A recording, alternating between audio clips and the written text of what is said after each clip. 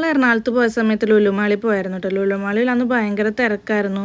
Working ഡേയിൽ ഇങ്ങനെ ഇത്രയും തിരക്ക് എന്താണെന്ന് ചോദിച്ചപ്പോൾ പറഞ്ഞ നായകൻ കമലഹാസൻ ഇന്ത്യൻ ടൂവിൻ്റെ എന്തോ ലോഞ്ചിങ്ങിന് വരുന്നുണ്ട് എന്ന്.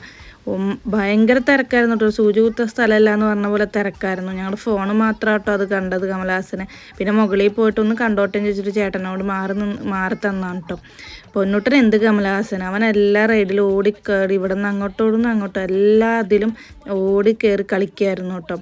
ഞങ്ങൾ എറണാകുളത്തുള്ള സമയത്ത് എല്ലാ ആഴ്ചയും ലുലു മാളിൽ പോട്ടോ. ലുലു മാളിൽ പോയില്ലെങ്കിൽ ഞങ്ങൾക്ക് എന്തോ ആ ആഴ്ച കംപ്ലീറ്റ് ആവാത്ത പോലെ തോന്നും.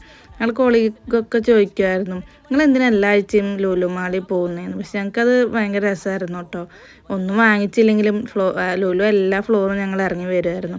കണക്റ്റിലും ലൈഫ് സ്റ്റൈലിലും ഫാഷനിലും എല്ലാത്തിലും ഞങ്ങൾ കയറിയായിരുന്നു കേട്ടോ. എൻ്റെ മിക്ക കമ്മലുകളും ഈ ലുലുന്ന് മേടിച്ചതാണ്.